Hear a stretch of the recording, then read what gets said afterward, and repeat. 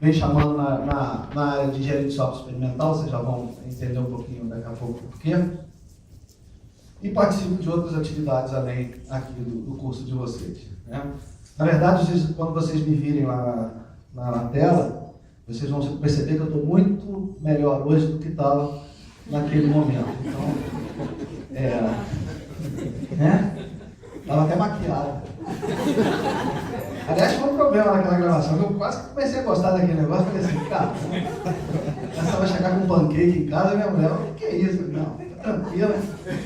Bom, o professor Edmundo pediu para eu vir aqui falar para vocês sobre engenharia de software. Ele fez uma brincadeira que eu vou falar tudo sobre engenharia de software. Eu vou falar tudo igual a Sula falou de gráfico da linha de pesquisa dela. Então, assim, é proporcional. Mas, na verdade, é o seguinte, quer dizer, a preocupação é tentar trazer para vocês um pouquinho essa visão de software e tentar mostrar o que a gente vem fazendo. Eu acredito que tem outros colegas, outros professores, acho que o Passi vem aqui também falar um pouquinho de engenharia de software, então, assim, é bom que vai ter uma visão complementar, né? Mas a expectativa é, a gente tem 20 minutos, eu tenho 68,3 slides. Então, assim, eu vou passar aqui, o ponto do vírgula 3 eu não vou apresentar, vou deixar depois o Sérgio apresentar para vocês, e o resto eu vou tentar passar aqui, tá? Bom, o que a gente está discutindo aqui, o nosso problema? Quer dizer, essa questão de software é um negócio que às vezes me incomoda muito por causa da percepção que usualmente a comunidade tem de software, né? Na minha cabeça, ou seja, no que a gente trabalha, software está longe de ser alguma coisa, um pedaço de código que alguém escreveu para resolver um algoritmo. É software, mas você vai entender por quê, tá? Na verdade, o que a gente está procurando tentar trabalhar é com aqueles produtos que efetivamente usam e juntam vários desses pedaços de software que constroem diferentes algoritmos de maneira a se construir um sistema, tá? E com isso oferecer esse sistema para uso para diferentes tipos de usuário. Ok? Então esse tipo de software, quer dizer, ele vai ser usado por diferentes pessoas, com diferentes especializações, precisam ser bastante avaliados antes de serem entregues, né? Porque normalmente quando a gente faz aquele software pequeno ali para a gente, dá um probleminha, você vai ali e corrige, mas isso não é aceitável num produto que a gente vai disponibilizar, né?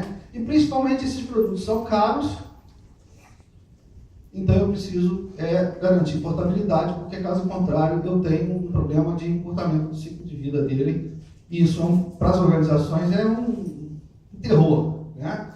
Você faz um investimento de milhões no software hoje, amanhã troca a plataforma de trabalho, você não tem nem tempo de trocar seu software, porque só... Então, é esse tipo de preocupação que a gente tem aqui, tá? E para construir esse software, a gente vem aprendendo ao longo do tempo, aos trancos e barrancos,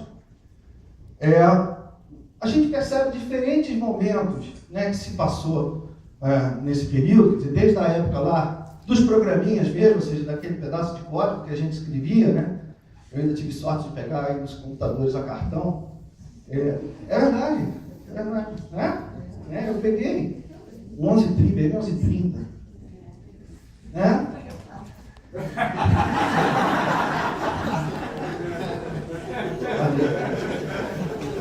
Aquilo é terrível, quer dizer, linha de código, na verdade, era cartão perfurado, né? Eu me lembro que uma vez eu cheguei, eu tinha ido para um evento cultural no final de semana, e na segunda-feira eu cheguei, tive que carregar, estava meio indisposto, meio cansado desse evento, e deixei cair 3 caixas de cartão no chão.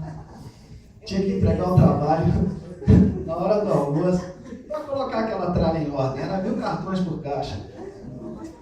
Não, sem chance. Zero. Um louvor. Vocês estão achando que é só com você. Bom,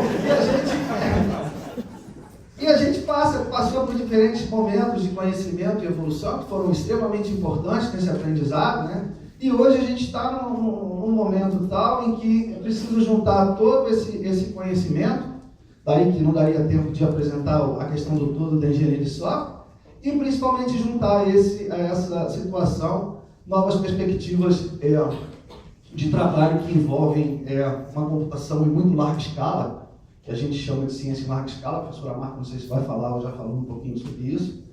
A utilização intensiva de infraestrutura computacional de altíssimo desempenho, né? E a possibilidade de sistemas ubíquos, que na verdade hoje a gente enxerga muito como sistemas de sistemas. Hoje você não tem mais o software enquanto software, mas hoje tudo é software, né?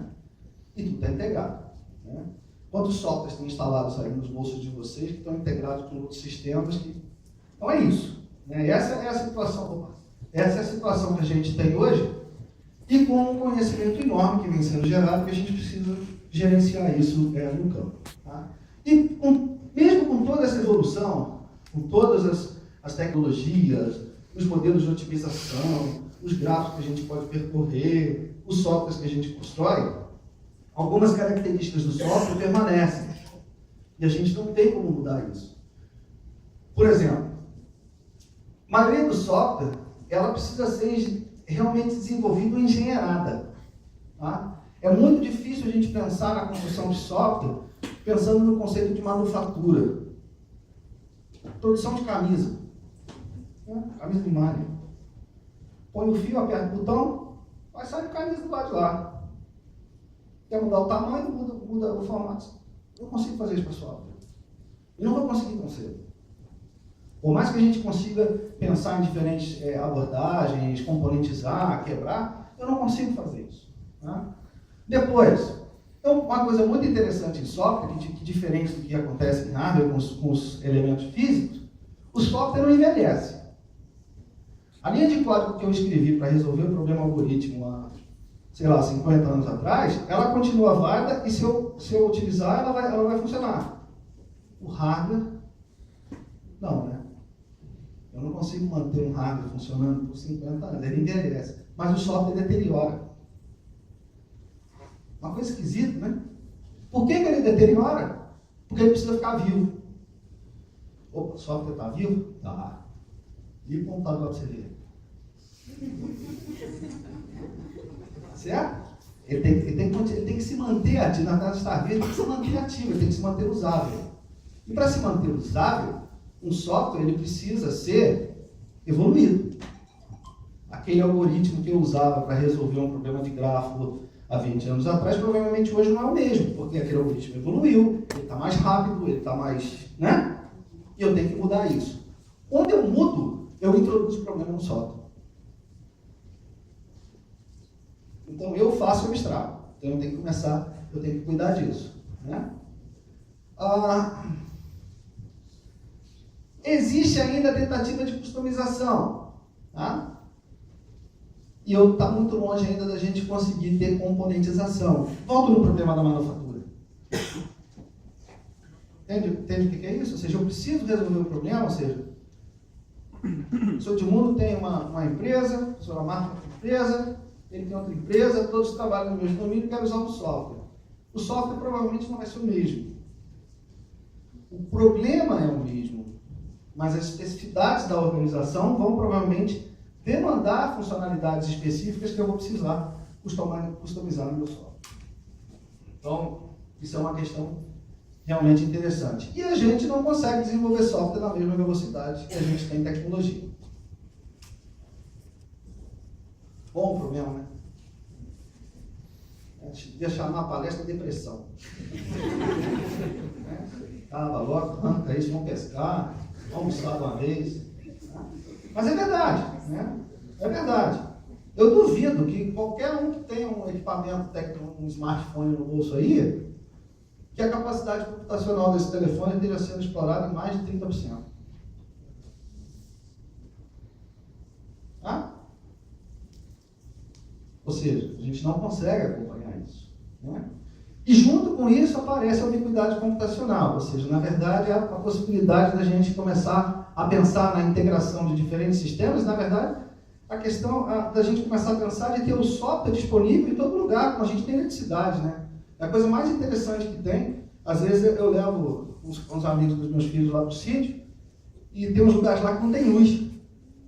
É instintivo. A primeira coisa que a pessoa chega é botar a mão na parede para ligar o interruptor. Aí você tem que esperar o cara procurar o interruptor lá. Tá certo? Por quê? A eletricidade, para nós, a sensação que a gente tem é que ela é ubíqua, né? Você não se preocupa de onde ela vem, para onde ela vai. Na verdade, você sabe que ela está aqui e você vai fazer uso dela.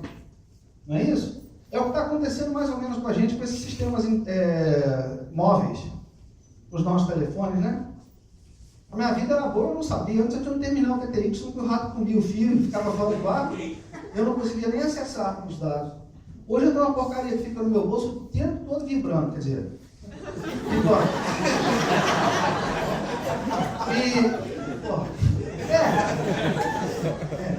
Pode ficar em silêncio também. E você, se tiver uma perda daquela conexão, né, você não se preocupa onde é que está a antena, como é que o sinal vem, o que é que vai. Mas se aquele serviço cair, é um desespero, né? Eu começo a suar quando para de vibrar. Porque aquilo faz parte do meu dia a dia. Então isso está acontecendo. Eu estou falando sério, vocês estão de brincadeira. Carol, fica ali. Carol, não acredito isso aí. Então, assim, essa coisa hoje ela é muito importante, porque ela está fazendo com que a gente pense em software de forma muito intensiva, né? Eu recentemente comprei um equipamento para mim, em casa eu adoro música agora, comprei um amplificador, uma coisa simples. Eu liguei para meu irmão, falei, meu irmão trabalha comigo, Gustavo, você não acredita, eu acabei de comprar um amplificador que é excelente, parece parede, é 80% do software e 20% hardware. É tudo por software. Tudo. Ele tem só um botão de volume, que eu acho que é para o pessoal não ficar com muita saudade de fazer alguma coisa. Né? E mais, eu acesso ele pelo smart. Aí enlouqueceu, agora eu vou ter que fazer um curso em casa para ensinar o pessoal. Começa a ligar, eu quero ouvir música, como é que eu faço?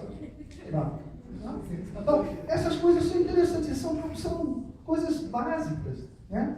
Mas que estão na nossa volta e que envolvem essa preocupação dessa integração e essa diversidade, né? Essa diversidade de integração e diferentes tipos de dispositivos que precisam se comunicar e que têm software envolvidos, né? E isso mostra para a gente, então, que a gente está realmente num momento muito importante de reflexão do ponto de vista de software. O tamanho dos problemas que a gente está lidando, né? A gente precisa de grafo muito grande, né? Para poder... É verdade, não é verdade, ela está aqui, mas não está entendendo o que eu estou falando, porque a própria representação do software é um grafo. A relação entre os pedaços do software é um grafo. Tá? E eu tenho um programa básico. Que ordem que eu uso para construir esses pedaços? Por onde eu começo? Isso é um problema de engenharia de software.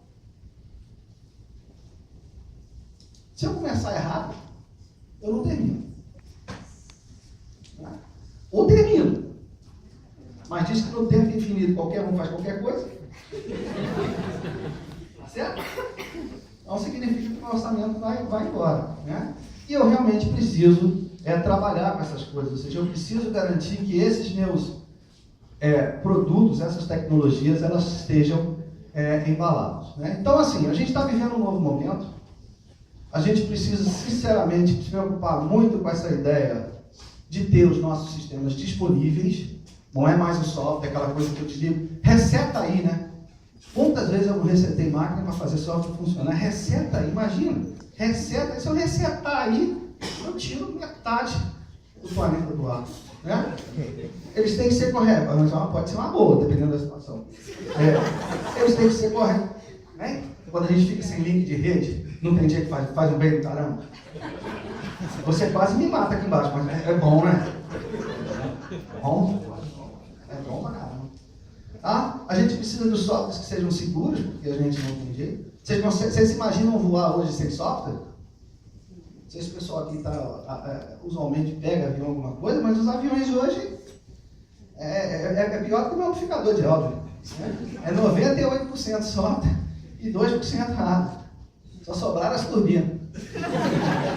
É brincadeira. É uma coisa de louco. E não é só em qualquer lugar. Um dia eu estive no ITA, lá no CTA, fiquei impressionado com a quantidade de software marcado que tem numa aeronave deles. E tudo produzido aqui. Isso é o mais legal. Tá? Então, assim, a gente precisa ter essa questão da segurança, a gente precisa ter a questão de escalabilidade, a gente precisa ter a questão de persistência e a gente precisa ter a questão da ubiquidade, a capacidade de interoperabilidade com outros sistemas. Isso é um probleminha interessante que a gente usa em engenharia de software. E além disso tudo, a gente comete muito problema, porque A gente erra. Né? A gente tem os defeitos. Então eu tenho que controlar a questão da escala, eu tenho que controlar a questão do desenvolvimento e eu preciso reduzir ao máximo esses defeitos, porque se eu tiver defeito, eu não tenho software correto, eu não tenho software seguro, eu não tenho sistema disponível. Defeito é uma praga. Engenheiro de software tem que matar defeito. Essa é a nossa missão. Tá? E para a gente fazer isso, a gente tem que ficar longe da ideia da programação. Tá? Agora vai começar a controvérsia aqui. Esse negócio de codificação, sem brincadeira, se você me contradizer, eu vou te pegar. Tá? Esse negócio de codificação é legal. O pessoal adora esses negócios de, como é que chama aquele trem lá que começa com J? Java. A festa. O cara põe. Outro dia eu recebi um e-mail de um cara, só o rodapé da mensagem dele tinha umas 20 linhas. First certificate in Java, Heroes Java.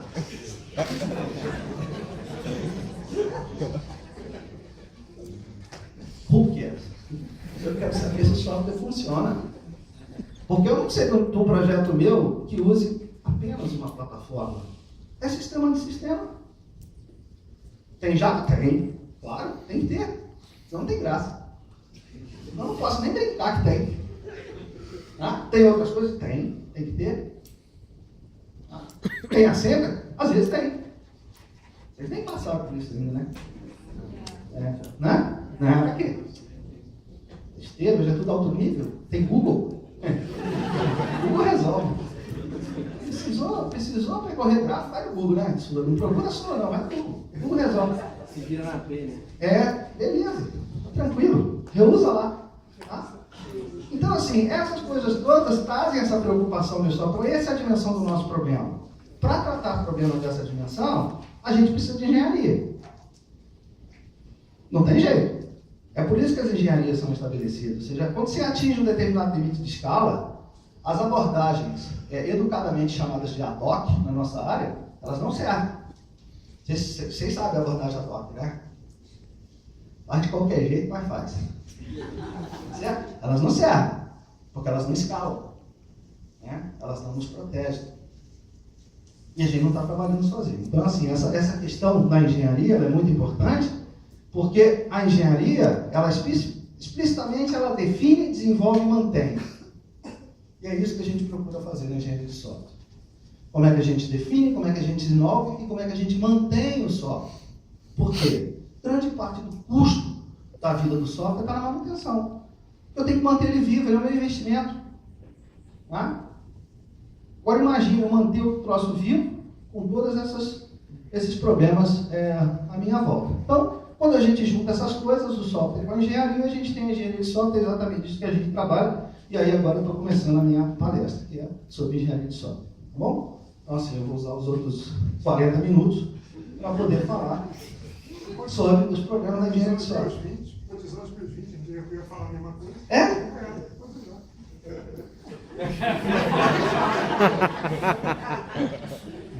Eu quero 2 tickets de almoço, então.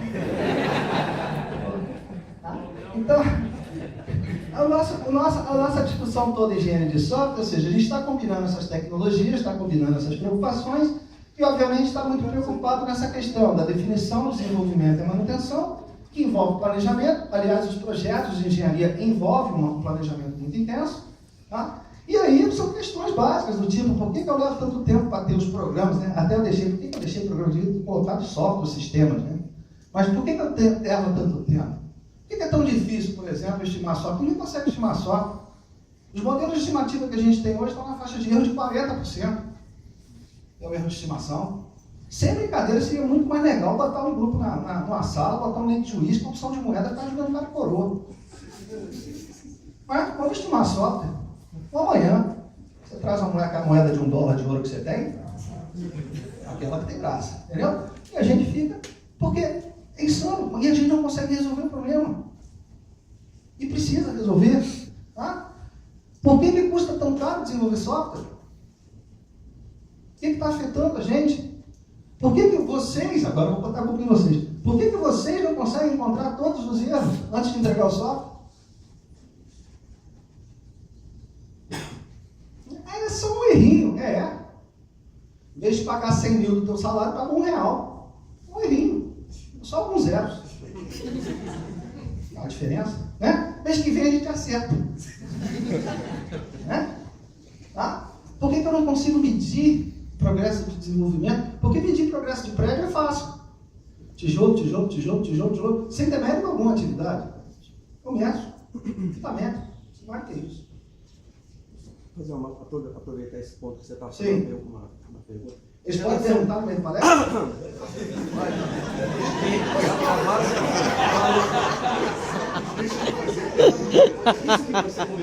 Isso que você comentou agora, das falhas de software.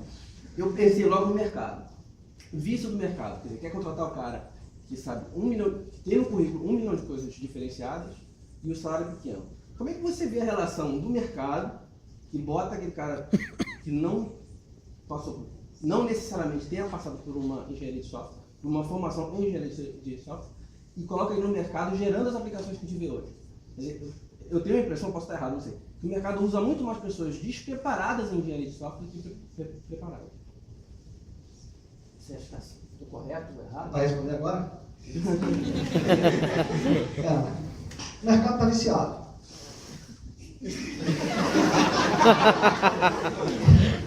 Por causa desse vício, está drogando todo mundo.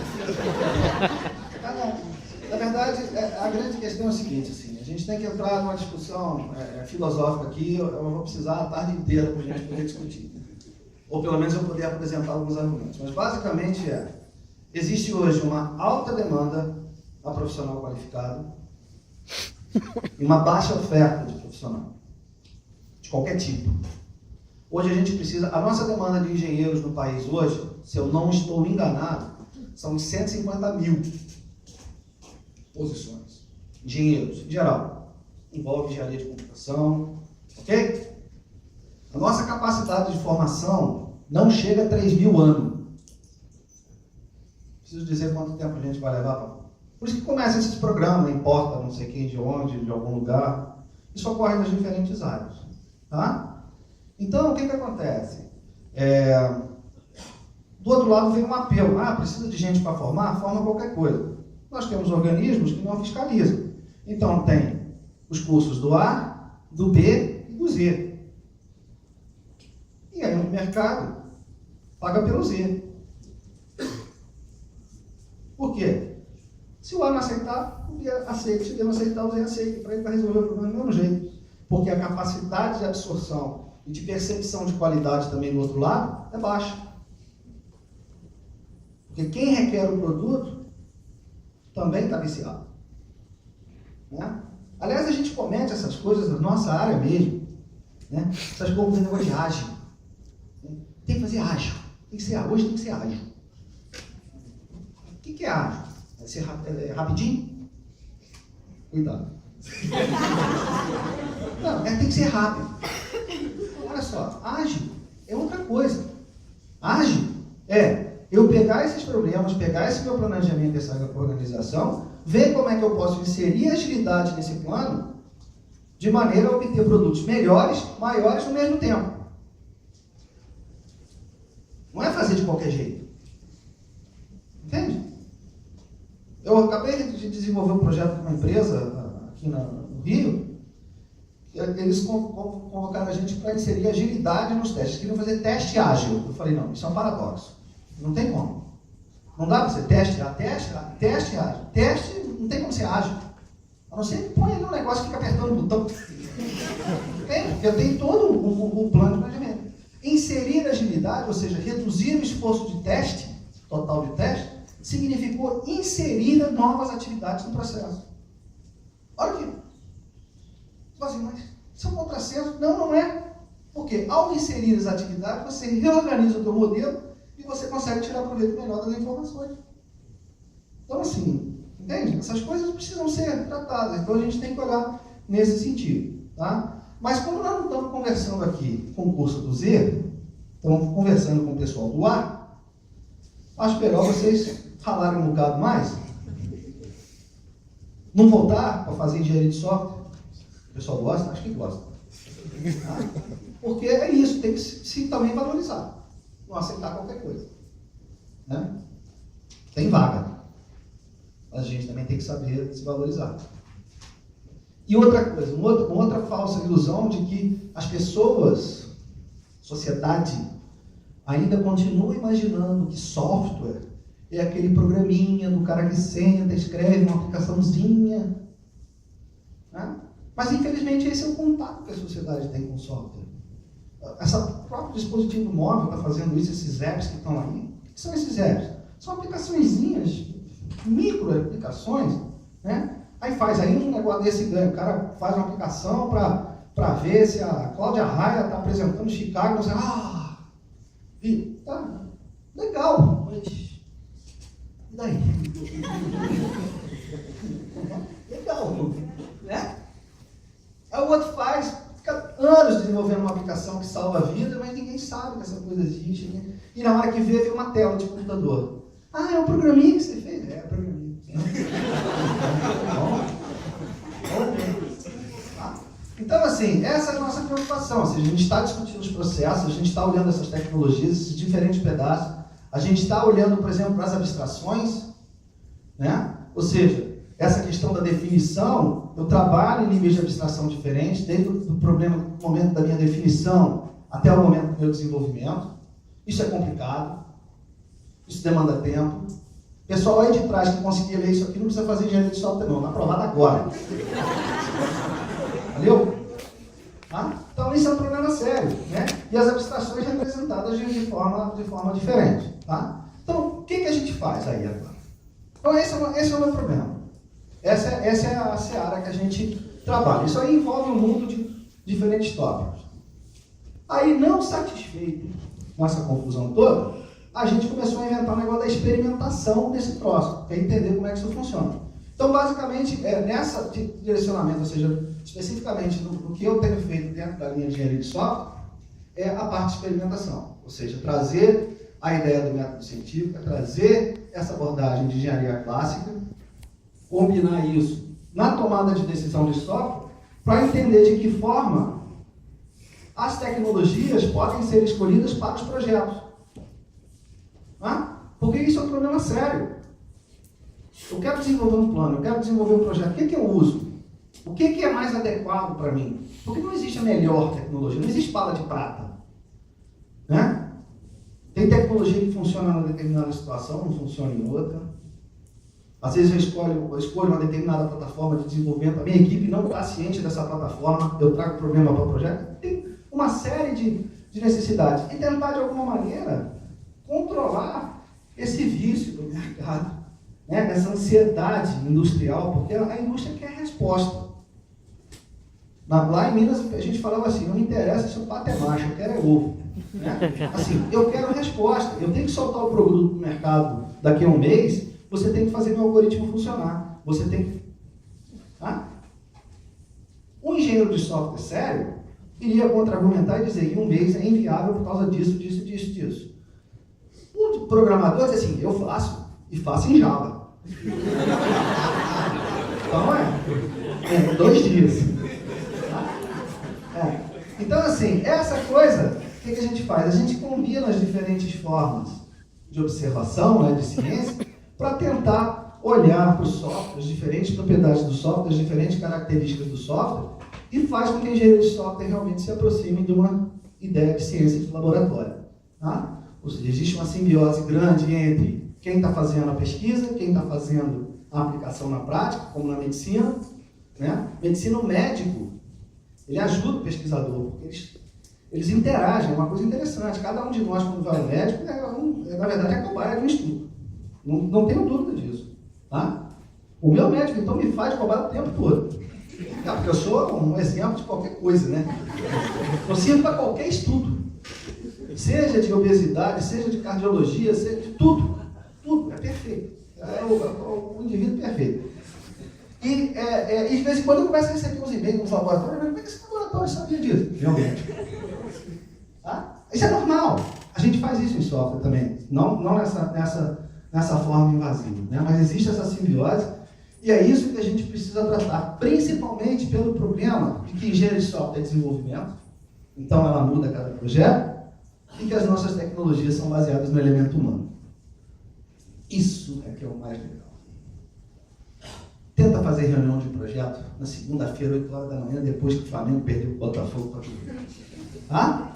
Então, essas coisas aqui envolvem uma total complexidade na solução do problema. Isso implica no entendimento de diferentes variáveis de contexto que afetam o software, que nós não sabemos quais são, e que respondem de alguma maneira à nossa capacidade de estimar e de poder definir as situações. Tá? Então, assim, a nossa visão é de que engenharia de software é realmente ciência em larga escala, é experimentação. Tá?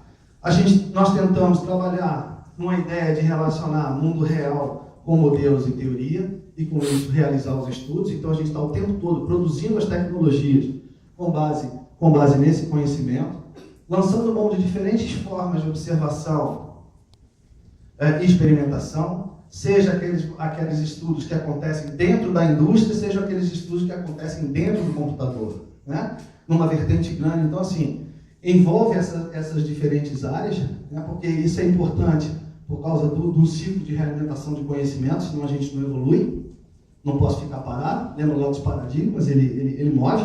Tá?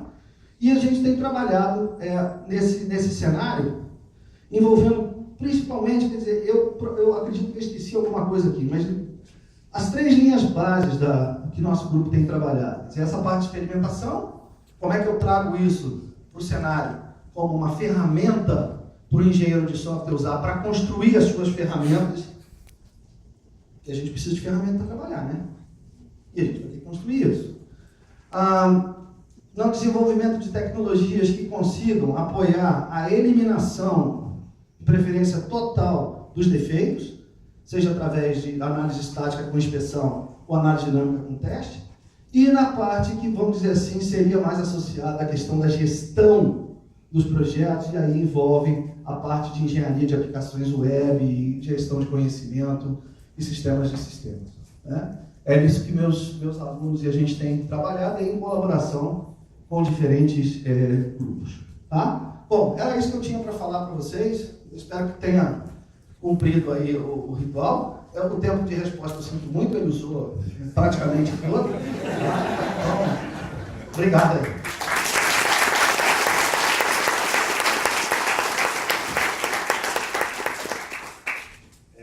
Gente, Isso. Mais uma... Temos tempo para... Quer dizer, nós não temos tempo, mas vamos pegar alguns minutinhos para a pergunta. Tá? Tem que tomar todo o tempo. Perguntas.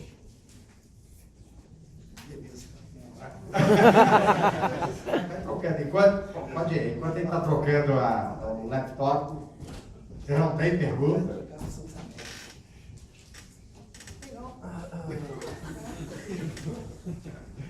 Estou guardando para si.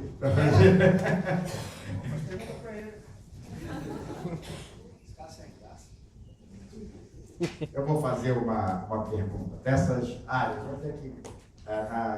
onde você trabalha, o que é que costuma ser mais difícil na experimentação? As pessoas. Na verdade, a gente trabalha com diferentes tipos de experimentos. A gente tem os experimentos que a gente chama em vivo, que são os experimentos na indústria. Né? Na verdade, eu evito usar o termo experimento na indústria. Normalmente uso o termo avaliação, porque experimento para a indústria causa um certo temor, mas não muito na direção do que ele perguntou aquela hora. Ou seja, ela quer a resposta pronta, só que nós, em engenharia de software, não temos resposta pronta.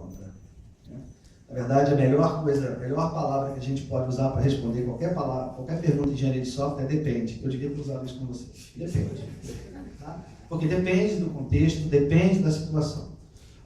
Usualmente, quer dizer, a grande complicação hoje que a gente tem nos projetos, em geral, é entender essa questão do relacionamento indivíduo-tecnologia. Tá? Grande parte dos problemas vem dessa relação. Tá? E uma outra questão que a gente tem, que nós temos lutado muito nessa área, é a ideia da engenharia de software baseada em evidência. Vou mudar um pouquinho, porque o que acontece? Hoje a mitologia é generalizada. Né? As pessoas acreditam em qualquer coisa. Qualquer coisa. Botou uma tela piscando em laranja com um desenho bonito, que legal. Não tem uma avaliação tecnológica. Né? E a gente precisa, de certa maneira, mostrar isso. A gente precisa evidenciar as coisas que são adequadas para os limites da tecnologia. Quais são os limites? Né? Não há bala de prata. Essa talvez é a dificuldade maior. E isso que, de certa maneira, leva, às vezes, à proliferação de determinadas plataformas em detrimento de soluções mais adequadas. Da facilidade. Né? Eu vou pelo que eu conheço, eu não tenho informação sobre outra coisa, eu não decido. Ou alguém falou, uma revista falou, tem um pessoal que adora ler o negócio de info. Info é uma beleza. Né? É uma coisa de louco, de tecnologia. O cara começa, fica um ano martelando aqui na cabeça do cara. Aí começa a usar nos projetos e é fácil. Então, essas que são as dificuldades maiores. Agora, obviamente, eu estou falando do ponto de vista horizontal. Né? Se a gente entrar para as diferentes vertentes, né, os tópicos específicos, aí os problemas, os desafios são inúmeros. Então, são inúmeros. Não falta demanda, não falta trabalho. Tá? Então, fiz uma pergunta ali agora, agora tem que deixar. Foi super gentil me fazer uma pergunta. Não, vai lá. Para você criar uma carreira sólida na área de engenharia de software, qual seria o melhor caminho para se começar, se seria? Onde que eu... Olha, dizem que a melhor forma de você começar no caminho é partir do início. Sim, mas pela sua experiência, o que você indicaria? Uma formação. Né? O termo sólido ele é um pouco ambíguo para mim, mas assim, vou usar ele de novo.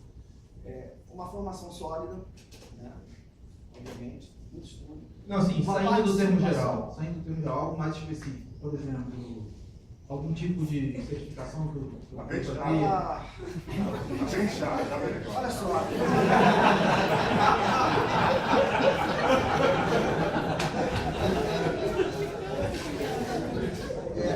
Eu não acredito em certificação. Eu não acredito em certificação. Tá? Na verdade, todas as experiências que eu tive com profissionais de certificados, elas foram péssimas. São profissionais sem criatividade, que só conseguem resolver o problema parece estar seguindo bula de remédio, checklist, lista de lavanderia. Tá? Engenharia de software a gente não consegue fazer isso. Então é preciso ter uma excelente formação. É claro que a certificação ela te ajuda a ter contato com determinados temas, a entender determinadas nuances, né?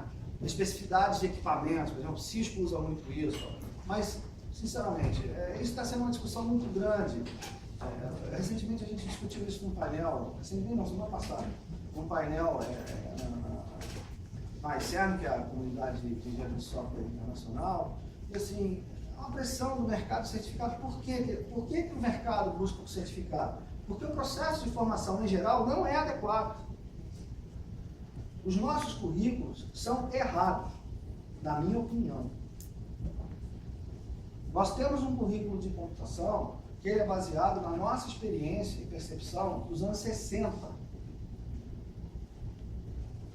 Isso para mim não faz sentido. Não faz sentido o primeiro curso que o cara faz é programação, pelo amor de Deus. Esse não é o problema. Codificação representa no máximo 8% do esforço do projeto hoje. Não é aí que está o problema.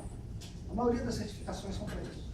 Então, um bom caminho é análise de negócio, modelagem, entender o processo. Não sei, olha só, um bom caminho. Um caminho possível, porque a engenharia de software é um guarda-chuva. Tá? Então, assim, qual é a área de interesse? Assim, especialização em desenvolvimento, né? Aprender Gerência de projetos, por exemplo, é uma área extremamente difícil e necessária. Né? Isso transcende, mas você para gerenciar projeto, você precisa ter o conhecimento das outras atividades, você precisa saber como é que você faz a especificação, você precisa gerenciar. Né? Então, assim, eu vejo como coisas muito interessantes se nós pudéssemos oferecer algo do tipo residência em software. Ou residência, como a medicina faz, né? O médico recebe uma formação básica em 5 anos, que é uma formação geral. Depois ele escolhe uma determinada área, ele vai fazer lá a residência, que seria o equivalente à pós-graduação, né? Um MBA. Na verdade é a complementação do curso, né? A residência médica em si, que é onde ele começa a entrar numa determinada... Só depois ele vai fazer mestrado, ele vai fazer doutorado. Entendeu? Então, assim, agora, não há como dissociar a engenharia de software das questões industriais básicas. Pesquisa aplicada. A gente precisa de pouca teoria no momento, pouco desenvolvimento teórico no momento. A gente precisa realmente entender que as coisas que nós já fizemos ou estamos fazendo, elas se aplicam à indústria. O problema é industrial. Tá? E a gente precisa, obviamente, das tecnologias que são desenvolvidas. Né? O pessoal não tem como ficar fora. Tá? Ok, obrigado. Só mais uma pergunta rapidinho. Vou tomar mais uns 5 minutinhos, uns 20 minutinhos da. 20 minutinhos da. Então, o que acontece? Que nem você falou, de repente você tem alguma extensão de estudo. E se essa extensão fosse multidisciplinar? Por exemplo, eu trabalho com sistemas voltados para logística. E se parte da minha formação fosse de logística? Seria ótimo.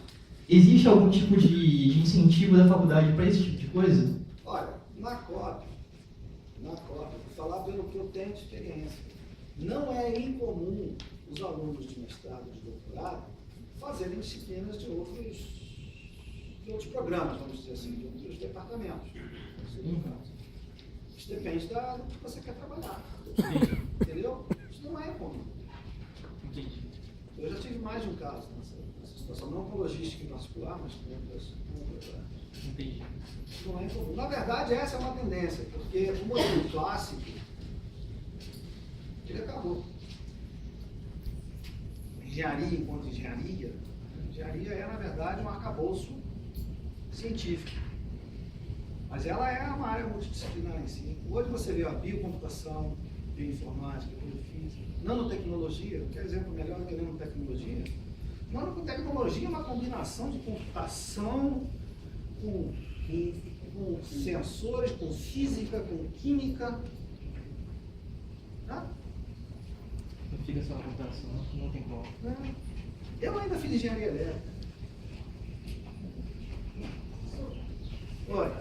Não falei até agora, queria falar, porque uma das coisas que me chama a atenção, eu estou profissional da área há quase 30 anos, tá? Já fiz o curso da UFRJ, não terminei naquele caso de volto, paro e volto, e agora eu encontrei no CDERJ o meu caminho para retomar. Ao final, seria um novo caminho para a minha aposentadoria.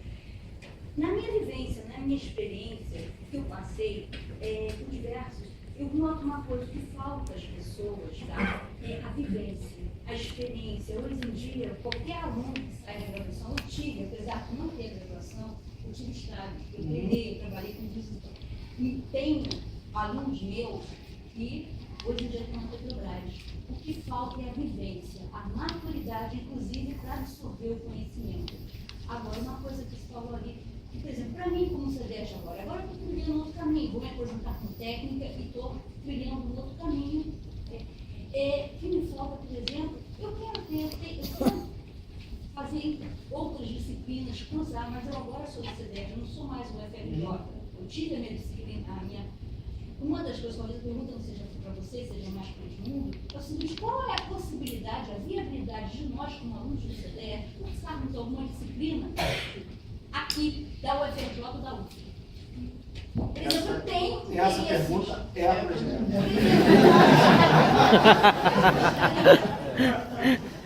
Eu gostaria, por exemplo, eu vim aqui, eu adorei a disciplina na época que eu cursei, não reprovei, tá? Não reprovei. Mas eu queria ir mais a fundo. O CDERJ está limitado aquilo para mim no momento. Eu, quando comecei aqui na universidade, eu sou de 85. Então, eu participei do deck de cartão, tudo, eu participei de tudo. Eu queria ter uma chance, eu estou aqui, eu trabalho aqui, eu dou aula aqui. Então, para funcionário, não é? Mas, qual é a minha possibilidade? Isso a gente, vamos deixar esses temas, eu mostro para ter um café daqui a pouco, tá? A gente pode bater papo lá, mas focar nisso, senão a gente não avança para outra. Mas tem um cafezinho aí, depois a gente pode bater um papo, tá? Então, Obrigada pela tua palestra, adorei, agora eu queria que a tua aula lá também fosse nesse mesmo gênero, que você ia gastar muito mais atenção. Mas aí, aproveitando a questão toda de diligência, né? Você sabe que a primeira videoaula a gente não esquece, né? Agora já é experiente, já é regravar. Muito obrigado, viu? Prazer.